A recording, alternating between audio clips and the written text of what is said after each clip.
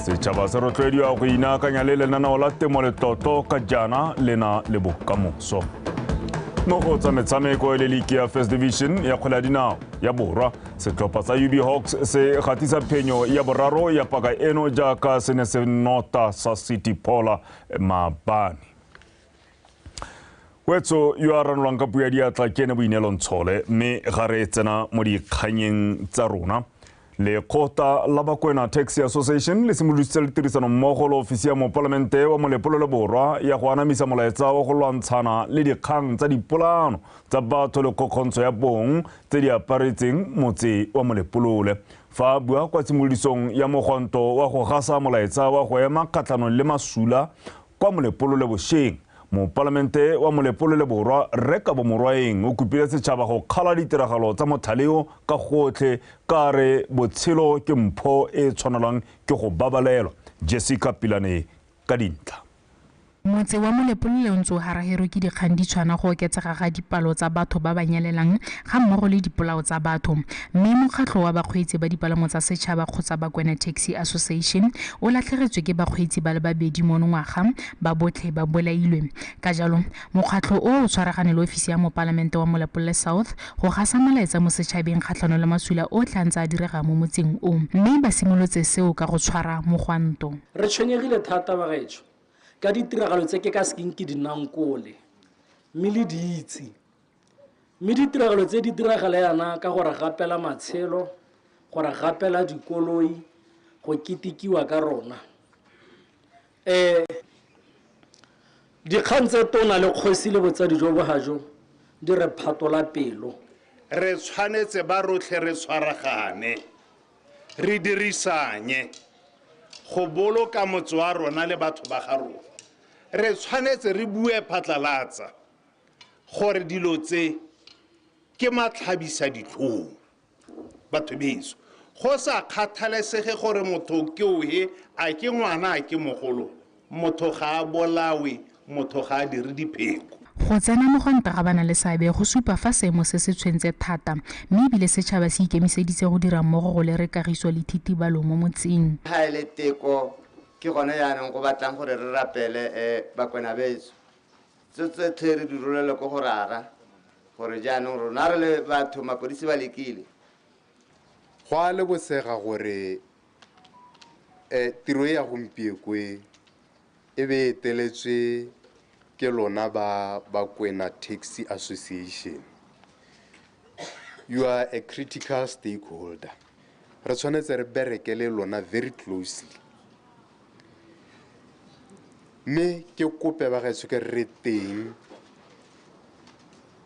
re heng information go ya ka mopalamente re morwa mogwanto o tla tshwaragangwa le gape segolo bogolo ka maletsi a boitapoloso go itebaganya le dikgang tse di farologaneng go akarediwa ipabalelo tseleng. Ke le mopalamente wa kgaolo a Molepolo le Borwa ke dirisanya le lona ngwaga le ngwaga ka December re tla nna le mogwanto a mohutao. Ra itse December ke kgwedi e leng gore mongwe le mongwe wa ba batla go tsamaya ke kgwedi e go nna le mosuke mo tseleng yana re kopa hela la ntlha gore ha wa emella o ya mosepele tlhomamisa gore sekolo ya gago e roadway. Setšhaba se kopile go dirisana le makalana a itshireletso go lwantsha borukutlhi le go isa go itseela molao mo diatleng ka se se tsamaiso e letlelesega mo molaong wa lefatshe leno. Jessica Pilane, BTV News, Molepolole. Tona wa Lepalata la Pereko le Selegae mme Ana Mokgweetsi o kgothaditse baitseanape ba magama wa khiro go inaakanya le ditsamaiso tse di tlhabologileng go rarabolola dikgwetlho tse di farologaneng mo itsholelong le gone go atolosa maitlamo a go tlhama mebereko. Mme Mokgweetsi o buile se fa baeteledipele ba magama wa khiro ba le lekgolo ba ne ba lebogelwa go anamisa dikitso le gone go tlhabolola mogama o wa khiro le letleletswe Somolakae ka pego. Go nna le babereki ba thata ba bana le dikitso tse di maleba go botlhokwa fela thata go ngoka bagwebi ba ba eletsang go simolola dikgwebo mo gae.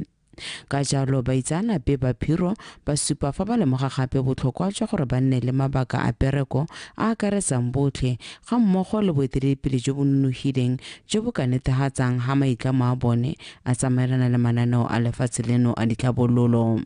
With the reset agenda approach, corporate and HR leaders are being challenged to re-evaluate business-people relations strategies. Over and above, they are compelled to design transformative and innovative solutions to bridge the gap between economic challenges currently being faced. Subsequently, the country will attain sustainable employment, protection of employees, as well as creation of employment. When the President launched his 5 reset agenda, one of the major priorities that he highlighted was the human capital development, which has to create the people, the Botswana that we aspire for.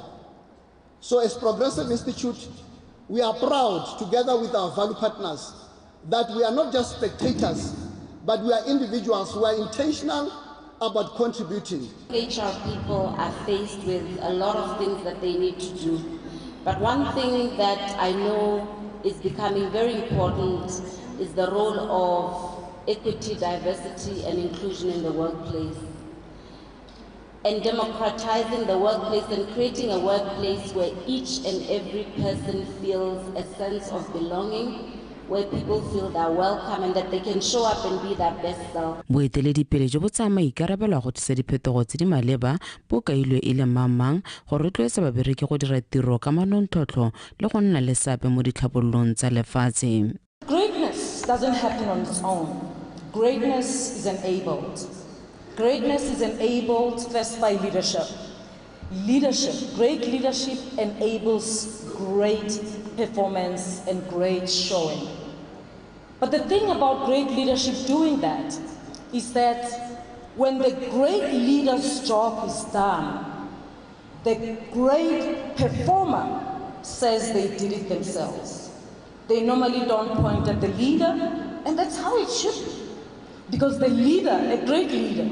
will give you the confidence to own the performance as yours. Mo tsatsing le bomme ba le 60 le bofera bongwe le borre ba le 31 ba ne ba lemogiwa mme ba rotloediwa gore ba nne sekao mo setšhabeng le go habogakolodi le bokaedi mo baeteledipeleng ba isago. Ke letleletswe Somoleka, Botswana Television, Gaborone. Re salefo tona wa pereko le selegae mme ana mokgaiti a re puso e dirile ka botlalo go tshegetsa maitlamo a kgaolo a SADC a go tlhofofatsa motsamao wa batho le dithoto. A re se se supagala ka morero o tsweletseng gareng ga lefatshe leno le la Zimbabwe go akanyetsa go dirisa mang e le teseletso ya go tlola molelwane jaaka lefatshe leno le setse le dirile le la Namibia monongwaga. Tona mokgweetsi o ne a gatela mafoko a builweng ke Tautona Dr. Mokgweetsi Masisi kwa phuthegong ya Kosi Ideas Festival le mo metseletseleng ya diphutego tsa kgotla tse a neng a di tshwere go ralala lefatshe leno. O tshedile o nkabetse le Tsholofelo Tombale Kapego. Ka ngwaga wa 2018 lekgotla la African Union le na le dira tumelano e le tantsosologo ya motsamao wa batho le tshwanelo ya boagedi jwa maAfrika mo Afrika. Go bulela ga motsamao ya batho le dithoto ke motheo wa maitamo a mahatsa Afrika go aga Afrika o katego ya yone e leelediwang ke maAfrika. Mo nakong eno mahatsa le mathauno mo Afrika ga sa thola thoka tiriso ya divisa mo Afrikeng go tsena ka melelwane ya mahatsa a bone ka kgwedi ya Thakole monongwaga. Mahatsa a Botswana le Namibia a ne a dira ditso ka go simolisa tsamaiso ya go leta batho ba mahatsa o mabedi go dirisa o mang go tola molelwane gareng ga mahatse. Se se thohaditse thata motsamao wa batho gareng ga mahatsa o mabedi ba ibileng bontsi jwa bone e leng masika. The background to the initiative for the use of ID as a travel document in Botswana emanates from the desire to facilitate free trade, movement of people, goods and services in line with the aspirations of African Continental Free Trade Agreement. It should also be recalled that in 2 of the Botswana meetings addressed by His Excellency President Masisi, he also indicated the desire for Botswana to approach Zimbabwe and initiate the discussion on the use of the national identity of the 2 countries across the borders. It must be noted that this was part of the necessary consultation. Such a formality has not yet been arrived at.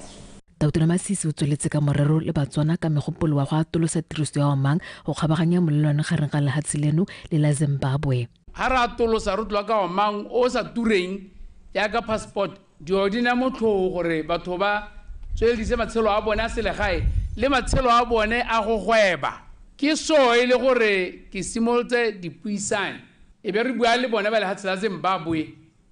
ha ile gore le bone ba eletsa go a kgonega ra atolose golo. Beke hitileng kwa Kusi Ideas Festival, Tautona na supa dikgato tse di tsewang ke lehatshe la Botswana go diragatsa maitamo a Agenda 2063 a ngwe ya dipilara tsa one e leng go bulela melelwane ga mahatshe a Afrika go akaretsa motsamao wa batho, dithoto le ditirelo. We, on our part, have since April this year initiated an even easier movement between ourselves and neighboring Namibia, by which citizens of both nations are able to travel between the two countries using only their national identity cards as a travel document. It is our hope that with time, this will become a feature of the subcontinent and eventually the continent as a whole. And yes, once again, President Mnangagwa, I'm happy to tell you that I have begun the consultations on my side. I wish you begin on yours. Maitamo a kgaolo ya Afrika e na le batho ba heta 1.4 billion a go bulela melelwane ke ngwe ya dikgato tse di botlhokwa tsa go isa Afrika kwa kategong e lediwang ka 2063. Modulasetilo wa kansele ya Ramotswa Reza Hio Jalal o rotloeditse setšhaba go inaakanya le lenaneo la temo le tlotlo ka a re le na le bokamoso mme ebile le ka ntsha lefatshe leno mo go ikaegeng ka mafatshe a mangwe go le direla dijo. O buile se kwa bokopanong jwa boraro jwa kansele ya Ramotswa Yenge Malimoyo le Pule Makgosa ba rulagantse pego. Jaaka kansele ya Ramotswa e ikgata motlhala go sekaseka se se kgonneng mo ngwageng wa madi wa 2023-2024 le dikgwetlho tse di raletseng bogolo jang mo mohameng wa temothuo. Lenaneo la temo le tlotlo le tshwanetse la tsewa ka tlhoafalo ka e le lone le tla thusang lefatshe leno go itirela dijo. Balemi ba rotloediwa go ikatametsa le go kopa dithuso tsotlhe tse di ka ba kgontshang go rurifatsa katlego ya lenaneo le. Honorable councillors, let me appeal to all of you here to support the new Temo le Toto program, which has been launched in earnest on the 26th October 2023. The main intention of the program is to improve productivity by getting farmers to commercialize their farming. The program has two components, being household food security and national food security. Temo le Toto ena e ruta Batswana sengwe. Ma banyane fa le ga Tautona a sena nna a re kemeleng ka dinao morago ga petso ya COVID re ne re tsaya sengwe sengwe ka kontle le tamaitela matamaitele re kgonang go e jwala mo backyard garden re reka buturu ebile digoruntu tsotlhetse re sokola go di bona gompieno a re dio tse tsotlhetseo re ka di dira. Go bolelwa fa go nnile le dikgwetlho mo mehameng e farologaneng mo kgaolong ya Ramotswa. Le fa go ntse jalo, se segolo ke go rotloetsa kgolo ya lenaneo le gareng ga tse dingwe. Balemi barui ba tlhokana le go rutiwa ditsela tse di maleba tsa go direla lefatshe dijo tse di babalesegileng. Uptake your net dropped by 59% attributed to outbreak of manje in Otse and Mohobani areas. Our farmers lack knowledge of disease and pest control, and we will strengthen our extension service education. Re ba latele re ba neele le bona ba se ka ba tshaba gore botse dipotso ka gore neelano ena ke yone e tla ira gore motho a tlhaloganya lenaneo le ka botlhalo ka ba itse gore mme ke a go anywang se se kalokalo mo go direng temo le tlotloe. Mo godimo ga go itirela dijo ga lefatshe leno, modulasetilo Reza Jalal o ne gape a kgola puso go atla dithuto le dikitso tsa maranyane tse e bileng di setseng di dira go tlala ka diatla mo go phadisaneng ga mahatshe a sele ka se se tla thusa lefatshe leno go emisa go ikaega ka ditswammung. Yenge Malimoyo, BTV News, Gaborone. Mo parlamente o molepolo la bokone re wa bile re goeng a re dinako tsa segompieno ke tse batho ba tshwanetseng ke go boela kwa morago go lebelela se modimo a se ba diretseng ga mmogo le go neela ditebogo go lebogela tsotlhe ba mo lebogela tse a di dirileng. Re Rogoeng o ne a bua kwa molepolole mo tirelong ya ditebogo kwa kerekeng ya St. Paul Anglican Church Bosheng. O supile fa go dira jalo e le nngwe tsela ya go fa modimo sebaka sa go tswelela a segogatsa tiro ya diatla tsa bone. Lizzy Class Kapego. Ngwaga le ngwaga kgwedi ya Sedimonthole le dikereke ka go farologana di kgobokanela go neela modimo ditebogo mo sengwe le sengweng se a se ba diretseng e le badumedi. Go ya ka moruti wa kereke ya St. Paul's Anglican Church ya Molepolole, moruti Botshabelo Beleme a re tshegofatso e tswa kwa modimong ke sone se go leng botlhokwa gore batho ba neele modimo ditebogo se go le jang ka mpho ya botshelo ka le tshwanelo ya mongwe le mongwe ebile e le thata kgolo. Le botshelo jo se se itumedisang ke gore ga gona ope yo bo mo tlhaelang mongwe le mongwe wa rona o bonye botshelo mmogo le bone ba ba sa tlholeng ba le teng mo botshelong mo nakong ye le bone ba bonye lesegole ba bonye mpho ya botshelo nako ya ba santse ba le teng lesola bone le tlileng ga la tla le ba ikala go selela ba ne ba le mo botshelong e le thulaganyo ya kereke yone gore ne re mo ngwageng go nna le letsatsi le le ntsenya le re la amogelang le la thobo le leng gore re tlabe re bala masego a rona rotlhe a re agilweng ke modimo selo se re tshwanetse gore re se ka tlhwagana. Mo go tse dingwe motse wa Molepolole ntse go magometswa ke dikgang tsa go nyelela ga batho le dipolano tse di ile magoletsa mme mo parlamentare re go kopile dikereke tsotlhe go baya motse mo dithapelong e le tsela nngwe ya go leka go hema diemo tseo tse di sa jeseng di welang. Sabe sa le se dirang se segolo go gaisa sa mongwe le mongwe le le kereke ra eletsa gore o ka re ka tswelela re le mo ledulo le le ntseng jang mme re ka le kgona hela ka lona kereke re ka le kgona hela ka lona barapedi ke le kope gore a re tshwareng ka thata badumedi. Re go engwe kopile baruti ba ba sa tswang go thomamisa go tswelela ba itshwareletse mo tumelong le go thusa go bontsha bao ba ba santse ba le mo lefifing tsela ya modimo. Lizzy Class, BTV News, Molepolole. Molomaganya ditirelo tsa bong tsa makgotla ditumelo Reverend Bonolo Merrick Benz a re go tlhoka tsebe boikgogomoso go sa rerisana le go sa tshepana ke dilo dingwe tse di bakang kgokgontsho mo barataneng. O buile se makgotla a tumelo ka tshwaragano le phata la banana bo metshamekolong ao a na a tswere jalo thuto puisano kgatano le kgokgontsho ya bong kwa motseng wa Kang Neo Modungwa Kapego. Kgokgontsho ya bong ke nngwe ya dikgwetlho tse di apisitseng lefatshe leno ko boka le tshoba mme ke ka moo lephata la banana bong metshameko le ngwao le makgotla a ditumelo tse di farologaneng ba ne ba bona go le maleba go tshwara thuto puisano ka setlhogo se se reng bothata bo ha kae se le tsela nngwe ya go batla tharabololo. Malapa gape sengwe sa dilo tse e leng gore di a thuba ke jone boaka mme ebile position e eme hela e le one position ke gore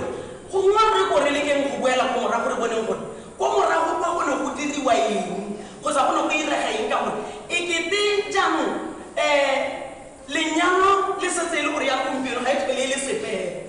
le ralwa motho ke batsenelela yo motho ba tlhoka go aralla yo motho ka go aralla. Mongwe wa batsenelela phuthego e a re maitemogelo a gagwe ka kgokgontsho ya bong ke gore bomme bangwe ba boitsemi go batla go ka itirela sepe se se ka ba tshedisang mme ba ikege ka borre go ba tlamela ka tsa itshetso. La di tlhoko gape di fitlhela ka gore re thusitswe bana be re tlogelwa le bone ke gore re ba ba sia le bone a re fitlhela le gore ga gona seo se neelang ngwana ko re helelang re a go itlhekisa ya ka mo motseng wa rona wa Kang yana re mo kgaolong e leng gore e tshelwa ke dikgaolwana tse dingwe ke metsana e mengwe e leng gore re mo tseleng ya Transkal Highway e leng gore go heta bona diteraka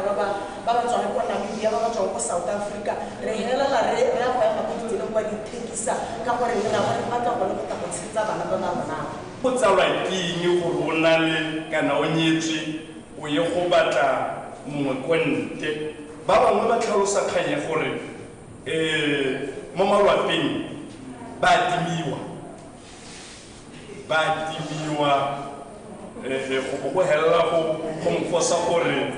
ka gore o tswalelwa mo malapeng a tswele ko nte setšhaba se kgothadiwa go tshwaragana ntwa e le puso ka go begela ba sepodisi le makalana a maleba ga ba itemogela kgokgontsho. Neo Modungwa, BTV News, Kang. Fa re tswelela mogolwane wa lephata la banana bong metshameko le ngwao kwa kgaolong ya Bokone Botlhaba a re tota Re Albert Kanami a re o kopile jalo banni ba motse wa Tatisiding le mabapi go fetola dikakanyo tsa bone mabapi le bodiragatsi. Fa bua ko moletlong wa Project 99% kwa Tatisiding, Re Kanani o tlhalositse fa methale ya khumo le mentsi go dirisiwa jalo botsweretsi le bone bodiragatsi. Abigail Madorobo wa bega. Moletlo o wa Project 99% o ne o fa badiragatsi ba ba harologaneng sebaka sa go supa talente ya bone ga mmogo le go amogana megopolo le maitemogelo ka mogama wa bodiragatsi. Ka jaana ka nako e, dikhwairi e nna tsela e bontsi bo itusang bodutu ka yone. Ga bo go le maleba go bo dikhwairi di le mmalwa mo moletong o. Mme fela, dikhwairi ga di a tshwanela go lejwa e le tsela ya go itusa bodutu fela. So ke boikarabelo jwa ministry wa rona through maphata kana lephata la Arts and Culture le la National Arts Council go bona gore re supporta bodiragatsi ebile ra bo godisa. Ga se go bo godisa hela ke gone go leka le gone gape go be commercialize gore he banana sebaka sa gore ba direle tseno ka bodiragatsi jwa bone. Nako e hitile ne le gore nya ke go diragatsa hela. This time around emphasis e mo goreng re bone gore re commercialize bodiragatsi. Le rona le bogosi ya motse wa Tatisiding le ba botsadi ja motse wa Tatisiding re bona go tshwanna gore re ba amogele ka bata ka mananeo a botlhokwa a go ntsha bana mo mebileng. Mme ke re betso ke sa gore mogopolo ke mogopolo monte thata gore bana ba rona ba ntshupedi talente tsa bone ba thoke nako yone e ba tla dirang gore ba thoke se ba se dirang mme ba inakanye le moopelo ke re gone mo hela mo ke tsa gore e tla go ya pele bana ba rona ba tla boela mo tseleng. Setšhaba se gwetlhile go lemoga fa mogama wa bodiragatsi e le tsela e bangwe ba ka itshetsang ka yone. Re tshwenyegile ka dinotagi tsa banana ba mo dinotagi mme ga re ba blame. We don't blame them for that because go na le dikgwetlho tse dintsi tse e leng gore di a ba phušetsa teng. Mme ano se phirikise ke le thusetse ruri gore a le tswa ga lo itse lo tshwanetse lo dirang a re tseng bodiragatsi ka thwagalo. Batswana ba rotloeditse go godisa mogama wa bodiragatsi ka jaana e le nngwe ya megama e ka thusang go kabakanya itsholelo ya lefatshe leno. Mme ebile gape o ka dirisiwa go anamisa melaetsa e farologaneng mo setšhabeng. Abigail Madorobo, BTV News, Francistown.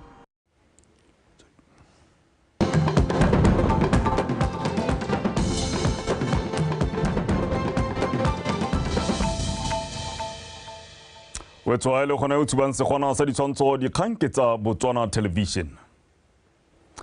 Re tsena mo kganyeng ya dilalome ya dikebekwa. Banna ba le batlhano ba ba bone molato wa go kgothosa le go tlhaba lepodisi Sergeant Batsani Tacheba ka thipa kwa ga gagwe kwa motseng wa Mogonye kgwedi ya motseganong e tlholagane monongwaga ba tlholetse dingwaga di le 10 mo kgolegelong 10 mongwe le mongwe wa bone. Mo katlholong ya gagwe Magastrata yo mogolwane wa kgotla ya ditsheko ya Extension 2 monotropokolo Gaborone mme Queen Mwanga o tlhalositse fa ba sekisiwa ba le borai fela thata mo matshelong a batho mme ba tshwanetse gore ba tlhaolwe mo gare ga batho. Banna bao go bolelwa e le dilalome tse di padileng padipadi tse di borai fela thata ka ebile ba santse ba saletswe ke melato e le mentsi ya borukutli gore ba e sekele. O nkutlwile Thamage wa bega.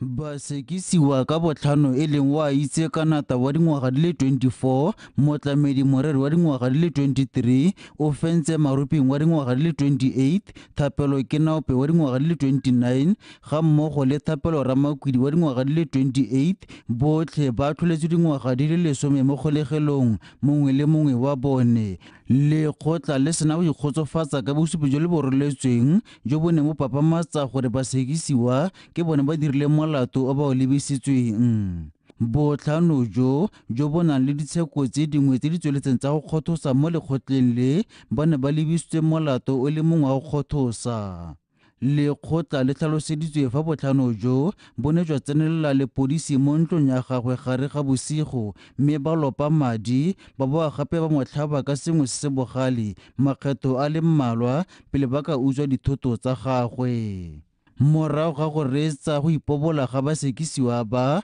Makastrata Mwanga o ne a tlhalosa fa mabaka a ntshiwang ke basekisiwa a gore lekgotla le ba sekegele tsebe a sa utlwale mme a ba atlholola dingwaga di le 10 mo kgolegelong. O kaile fa basekisiwa ba le borre mo setšhabeng ebile ba sa tshepege ka jalo go le maleba gore ba iswe ko kgolegelong gore setšhaba se babalesege. Mwanga o tlhalositse gape fa molato o dirilweng ke basekisiwa e se o monnye ka ba tlhasetse lepodisi gare ga bosigo le robetse mo ntlong ya gagwe mme ba mo tlogela ka dikgobalo tse di masisi. O tlhalositse fa motlamedi moreri le Thato ke naope e le magodu a padileng ka ba dira melato kgapetsa-kgapetsa mme ba ne ba atlholwa ke lekgotla le mo sebakeng se ko tlase ga dingwaga tse 3 tse di fetileng. E ne e rile go le pele basekisiwa botlhe ba ne ba kopa lekgotla go ba utlwela botlhoko ka e santse e le banana ba tlhalosa gore fa ba ka fiwa sebaka ba ka ikaga sešwa mme ba nna mosola mo setšhabeng. Ba ne ba tlhalosa fa ba na le bana ba mo tlhokomelong ya bone mme ba supa fa go nwa bojalwa phetelela e le gone go ba dirileng gore ba dire se ba se dirileng. O Nkutlile Thamage, BTV News, Gaborone. Setswana sa re ngwana ntšanyana mme re tswalela le kgang nngwe gape ya bogodu. Mapodisi a kgaolo ya number 7 kwa Kasane a thotlhomisa tiragalo tse 3 tsa bogodu le go thubiwa ga mato le tse di diragetseng mo mafeleng jalo a beke. Mo ngweng ya ditiragalo tseo babelaelwa ba le 5 ba ne ba tshwarwa morago ga gore ba le babedi ba tsene ko madirilong a Chobe Safari Lodge ko ba neng ba tsaya dithoto e se ka fa molaong mme tsa fitlhelwa mo go bone morago ga go phuruphutshiwa jalo ke mapodisi. Ke a leboga Eole Kapego. Ba ke bangwe ba babelaelwa ba le barataro ba ba tshegeditsweng morago ga go hithelwa ka dilwana tse di lopileng madi a ka tshwara dikete di le 10. Go ya ka dithothomiso e ne ya re kgwedi eno e thola malatsi a le 16. Babelaelwa ba ne ba tsena ko madirilong a Curio Shop ko Chobe Safari Lodge ko ba neng ba utswa dithoto tse. Morago ga gore mapodisi ba begelwe ka tshenyo e e dirilweng ke babelaelwa bao, mapodisi ba ne ba kgona go ba tshwara mme mo phuruphutsong e tseneletseng dilwana di ne tsa hithelwa mo go bone. Ya nditsewa ya ne le gore ba di tsentse ka teng ga diaparo tse ba di apereng e ba tswa mo shopong daylight ya la go madirelo a butswe mme tiragalo e ile a sone ne nalo ba reportela ba mapodisi ba sia nna temma ile ba goroga teng ba eta ba bona batho ba setse ba dule mo shopong mme ba tshwara ba phuruputseng ga teng o tlhetse le gore ke nnete ba itlhela le gore ga ba setse ba setšha ba itlhela dilwana mo ka mo teng ga diaparo tse ba di apereng. E ntse e le ka mathatso mo tiragalong tse pedi tse di harologaneng ko kgaolong ya Plateau. Dilalome dingwe di ne tsa thuba ko lelwapeng la rre mongwe mme ba utswa thobolo ya modiro wa 3030 le dithoto di tshwana majalwa le diaparo. Moagisane o ne a itsese mapodisi ka tiragalo eo mme mapodisi ba ne ba latedisa mothala wa bone ko ba neng ba inaanaga. Ka nakonyana tsa bo 9:30 mo Maitseboeng ne ke na le mosadi wa me hantle re ntse re iphukisa pheo ka gore ne go mogotenyana mo ntlong re be re utlwa mokgwasa mme mokgwasa re be re wai gongwe ke diphologolo ka gore di rata go tla ka morago ga lapa la rona ka so ha re ntse ra utlwa ka re go robega sengwe be re gongwe ke phologolo ne ithula senke re be re boela mo ntlong ha re le mo ntlong mosadi a tlhobaela thata re le letsolo le go na le batho kana bodini ga bayo a ko go komela ke be ka re ke a gananyana mme kgantile be ke re mme ke o komela ke be ke a go komela ha ke o komela ke bona borre ba le babedi mme borre ba tshotse di-plastic ba buisana go supa gore ba tshotse tranka e le kana e le bega e le safe ngwa dilo dingwe. Re rotloetsa setšhaba gore se itlhokomele thata se ire ntebele ke go lebele se kope batho ba bapile le bone gore ntshalela go ke santse ke siannagale ka gore ba simolotse kana ba batla tsone dilo tse le gore na tso mo mantlong mo ba thuba ba batla tsone di-cell phone ba batla di-television le diaparo le dijo tota. Setšhaba se gakololwa go nna Pudimatseba mo nakong e ya malatsi a boitapoloso le botsalo jwa morena ka go inakanya le dikomiti tsa ntebele ke go lebele le go tsibusa mapodisi fa ba belaela borukuthe bope fela. Ke a leboga eole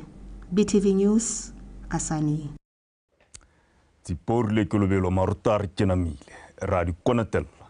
le kalana la Botswana Medicine Regulatory Authority bomra lene la etela ka tshoganetso marekisetso mangwe gone kwa kgalong ya Tšhobe kwa Kasane go lwantsha go golela pele ga melemo le didirisiwa dingwe tsa botsogo tse di rekisiwang e se ka fa molaong. Kitso Temane wa Bega Lesole la go etela madirolo ka tshoganetso le seno tse dilo di le mmalwa tse di sa siamelang botsogo jwa setšhaba di tshwanang ditlolo tsa go ntlafatsa tse di bogale ga mmogo le tse di bapadiwang go di oketsa dikarolo dingwe tsa mmele tse tsotlhe di seng ka fa molaong. Ile ra phutha kana jalo ra nna le di-product tse di harologaneng tsa tse e leng melemo go tsweng ka dipilisi go ya ko ditlolong ga mmogo le didirisiwa tse dingwe tse e seng melemo tse e leng ra di itlhela mo marekisetsong ka go harologana. Bangwe dingwe tsa tsone di hedile boleng ka bontsi ba melemo e leng gore e sa ila mebila e sa letlelelwa. Re tlhokometse botsogo ba Batswana jaaka re tlhalositse jaanong molaetsaela mo Batswaneng ke gone gore a re emiseng go thelele hela go dirisa melemo e sa letlelelweng mo lehatseng. Re botse bomra. Letsholo le na la tlhoka dikitso le boitsanape jwa bana le seabe ba ba harologaneng. Re effecta di-arrest ga go tlhokagalang teng ga re na le bone yana the stakeholders rona kana ke rona ba sireletsi ba molao so ke sone se se dira gore re be re na le bone re be re ba thusa go arresta ba ithela ka dilo tse di seng ka ga molao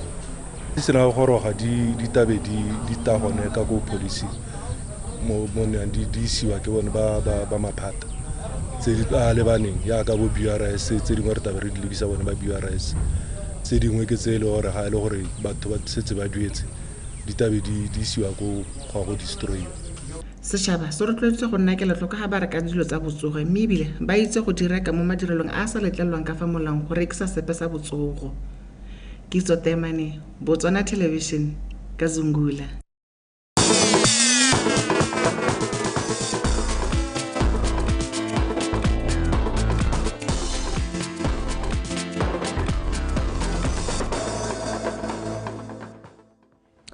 Wetsomolotano ke wa tsa metshameko o thobisa jalo kgaitsedi yake Liza o sekeng kgaitsedi yake. Raiso.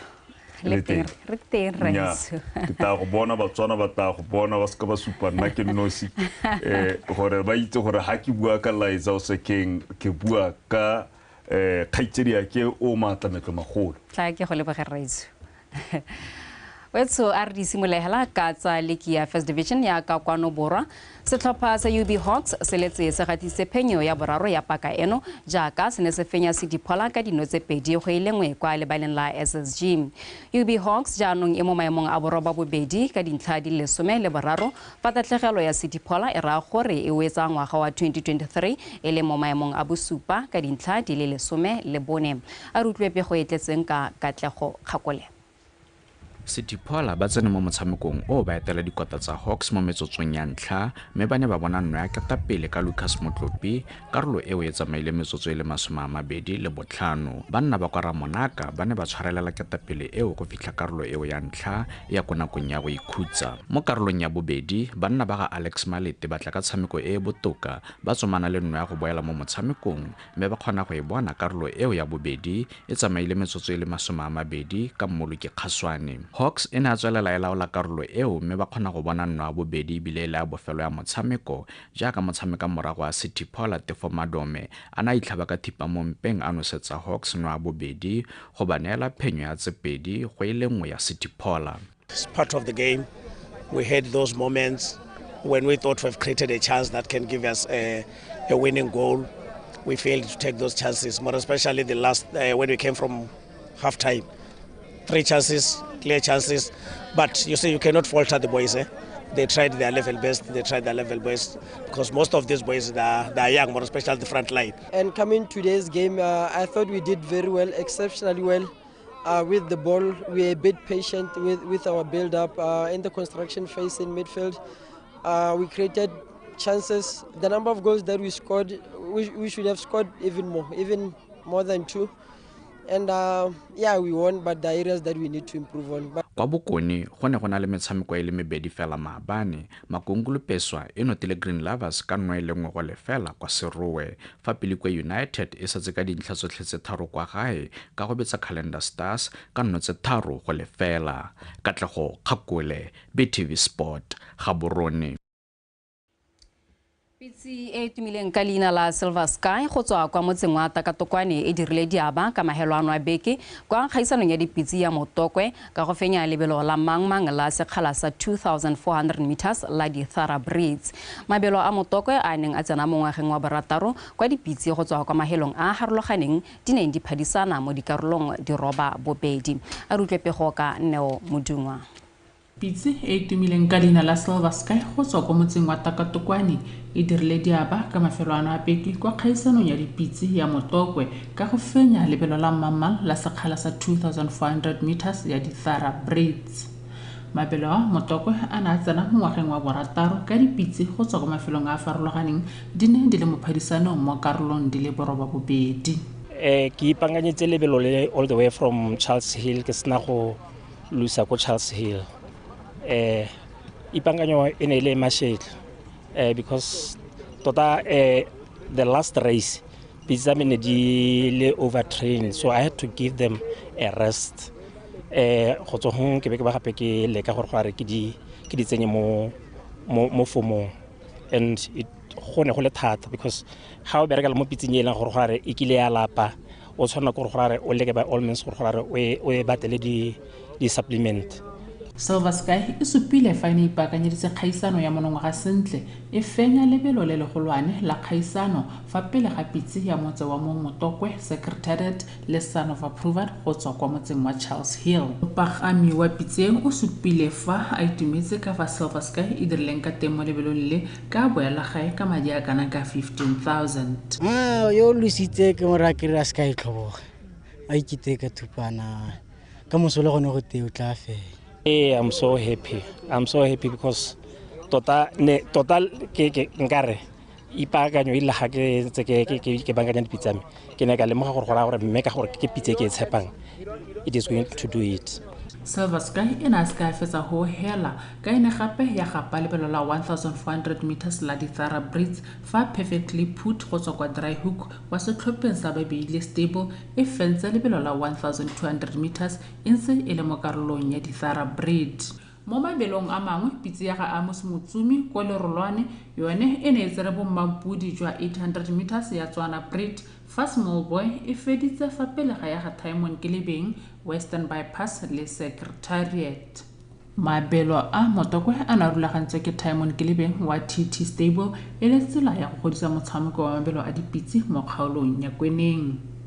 Neo Modungwa, BTV Sport, Motokwe.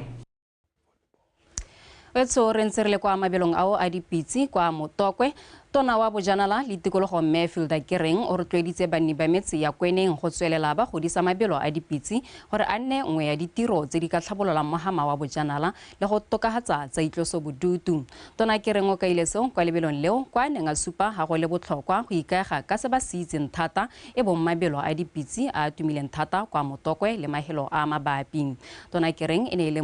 sebui sa tlotla kwa kgaisanong tseo tse di neng di tsena mo ngwageng wa borataro tse di neng di ngwekile jalo dipitsi di feta 17.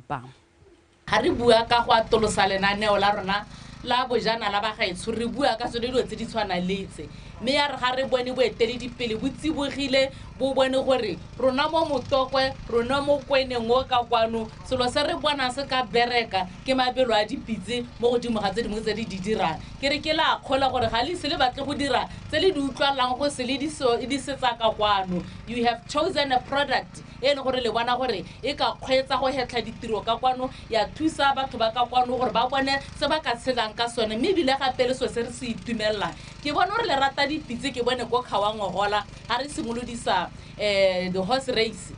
Botshelo ba rona ke temo le thuo hela ha re na di big industries tse re ka reng go di ka hira bana ba rona kgotsa di ka dira eng.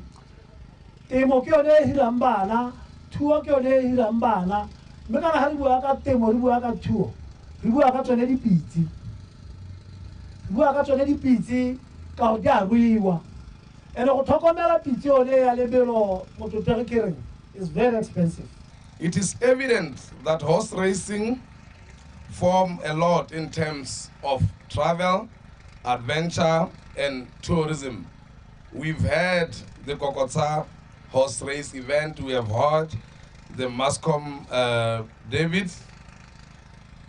The horse racing market size in the world is sitting at 402 billion, and this amount is expected to increase by 2030 to 793 billion. Wetso pego e ne ga rela jalo dikgang tsa rona tsa metshameko nna le wena re tla kopana gape kgante jana ka nako ya bohera bongwe ga ke tla bo ke di go neela jaanong ke dirano tse ka teme ya sekgowa mme kgaitsedi ke Benson Kagiso Phuthego o eme sentle gore gakolla gape dintlhakgolo tsa rona raitso e letsatsi la koba mo moruti a re Kagiso ene le lo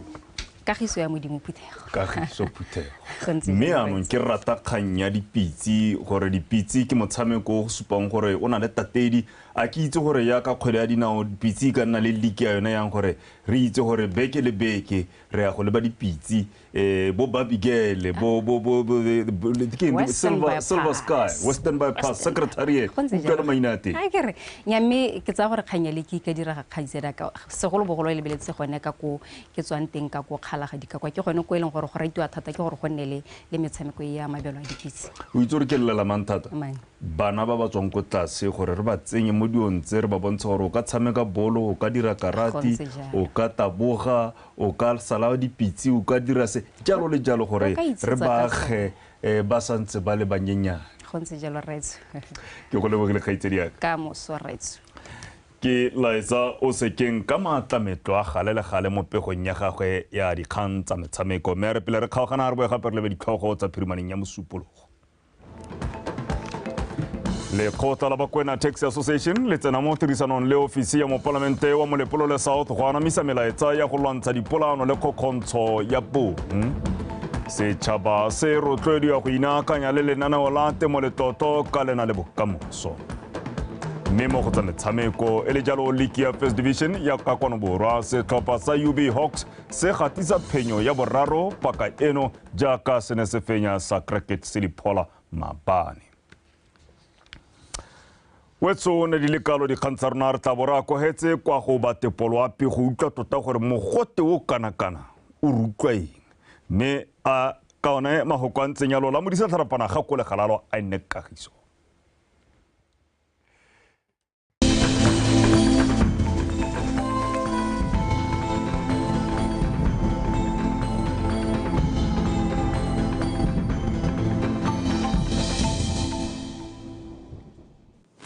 Betsu madume amagala se mosala pele sediwa ke Samuel Ramotonto selekeng sa pele ya gatiste mosono ka nako ya borwa babedi se se latelang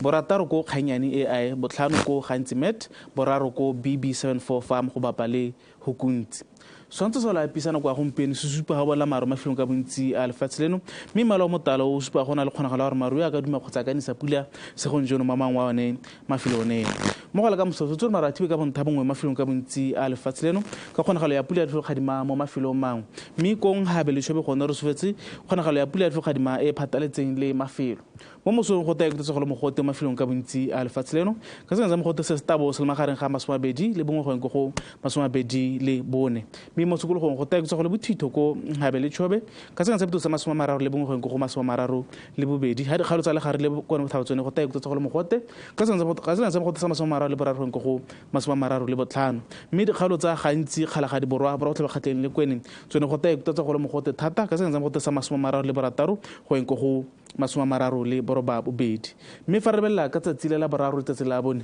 mafelo ka bontsi a dikgalo tsa borwa ba tlhoba kgatleng le kwene marata a thiba ka bonthabongwe ka kgonagalo ya pula ya difokgadima mo mafelong bangwe go le mogote mo tshokologong dikgaolo tsa gantsi le kgalagare le tsone re fetse kgonagala a pula ya difelogadima ka laboraro la bone go le mogote thata mo sekologong mo mafelong ka bontsi mme dikgaolo tsa tšhobeleng gabe le tsone re fetse kgonagala a pula ya difelogadima ka tsatsi la laboraro tsatsi la bone go le bothito mo sekologong ka tsatsi la boraro mme ka tsatsi la bone gone go taekuta tsa go le mogote mo sekologong dikgaolo tsa legare le bokone bothaba tsone maro a ta thiba ka bonthapongwe ka tsatsi la boraro mme ka la bone gone go ta bonala dibata tsa maro go le mogote mo sekologong mo mafelong ka bontsi na ke go tshwaretse go le kalo wetso go tsa tepelo api a ene boroko.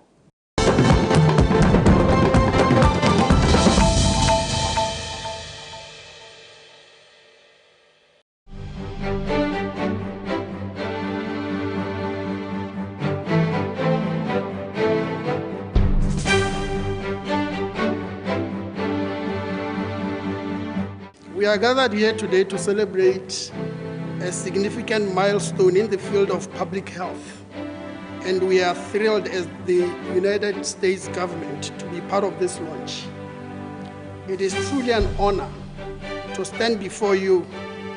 on this launch of